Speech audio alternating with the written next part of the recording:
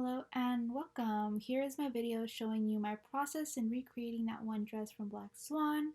But first, I wanted to preface this video by saying I'm no expert in the art of cosplaying and that my skills are very rusty. So without further ado, let's do this thing! I initially cut the fabric to my waist measurements, but then I cut an additional 8 inches because the elastic waist was too stretchy, and then I sewed the two ends together. So I just opened the package that contained the tulle I ordered for the tutu I'll be making, and it had just been sitting there in my living room for the past week or so unopened, and I wish I had opened it sooner because the one I got is actually brown, which I need black for this project. I did quickly check on Michael's to see if they had anything, but they don't. So I'm gonna have to go on Amazon again, but just go through a different seller.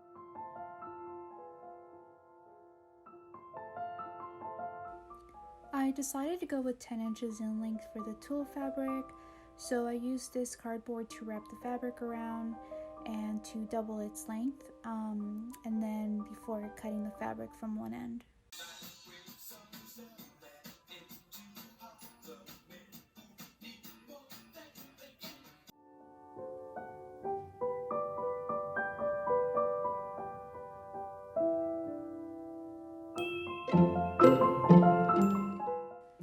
Then, folding the fabric in half, I inserted into one of the holes and then creating a loop to tie the fabric in place, and then repeating for each hole.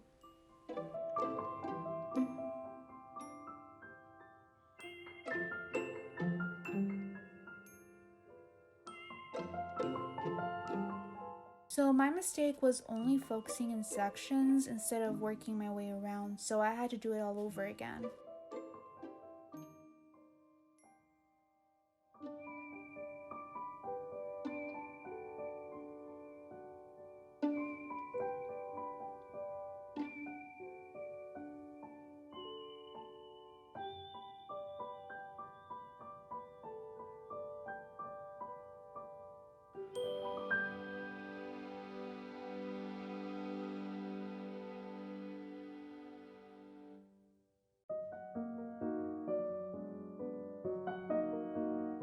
Here I'm just smoothing out the first row of fabric before working on the second row.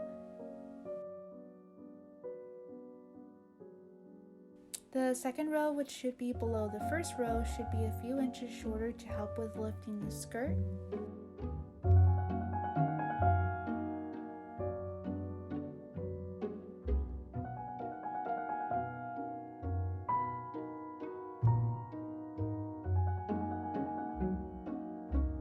Then using wreath wires I found at the dollar store, I placed them underneath the skirt.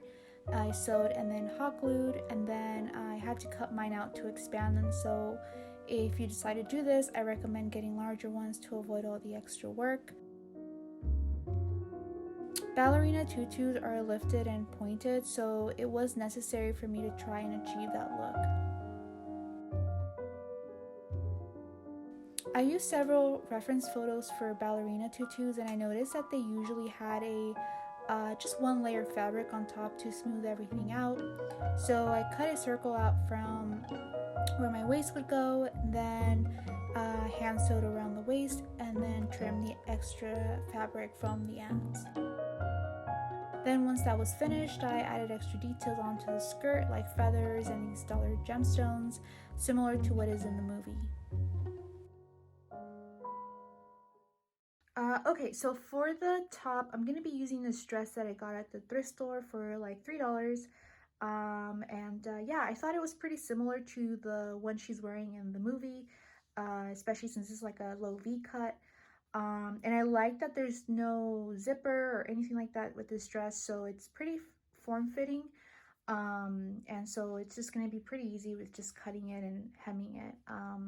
And then really the key thing is just adding the details to the top. So yeah, I didn't want to spend too much money on this. I know that you could use a corset, but again, I just wanted to go really cheap with this. So yeah, I feel like this might work. So once I determined how short I wanted it, I went ahead and cut it. And using this thrifted dress, I cut out the gems using a seam reaper. I just didn't want to buy a whole box of these knowing I wouldn't need them all.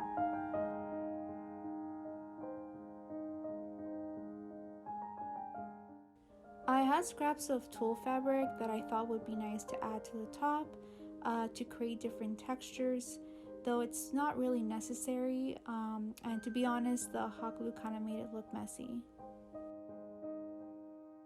I would definitely recommend using fabric glue instead of hot glue because it made my top look messy up close. In the movie, there seems to be like a black swirly design on the dress, so I'm using this fabric paint bottle to try recreate that look, and then I let it dry for 24 hours before continuing working on it. Again, not necessary, but I added more fabric on the bottom of the shirt and then sewed the top portion of the fabric to the shirt to keep it from falling forward. You can really get away with designing it however you want, to be honest. I think you're good as long as you add the feathers and gemstones.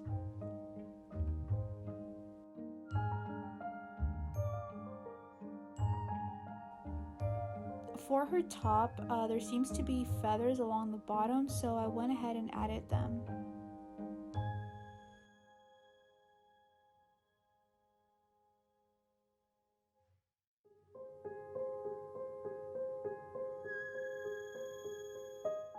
With the help of my iPad, I placed a plastic container on top to trace her crown with my hot glue.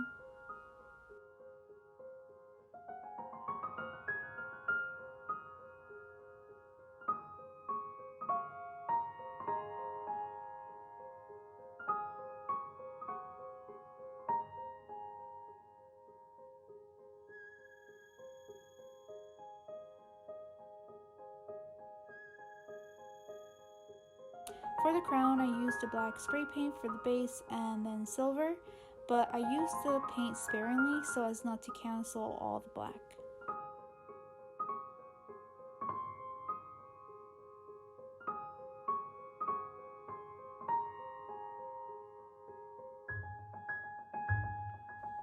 Once the crown was dry, I hot glued the gems onto the crown.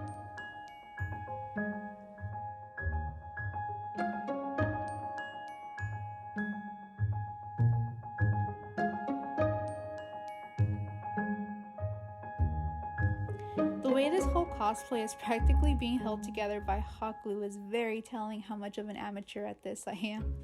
But we do what we gotta do.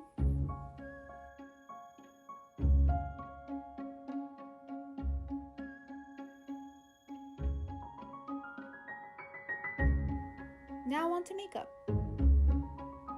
I first applied my foundation as my base.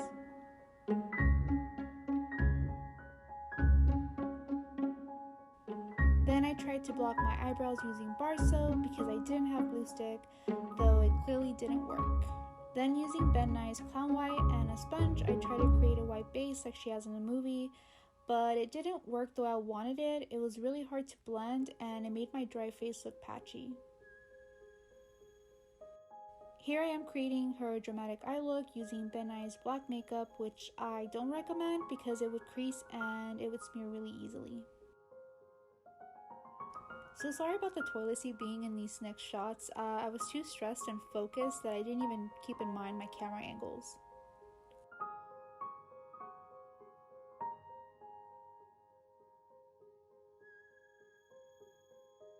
There really is no right way of doing this eye look. You can create lines to go in all sorts of directions.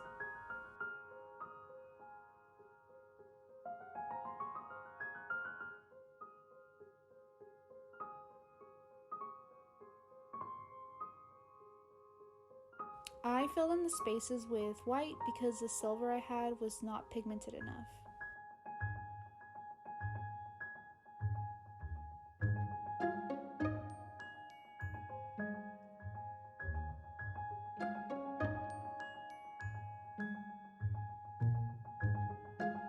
Here's my eye desperately crying for help. And now for the review.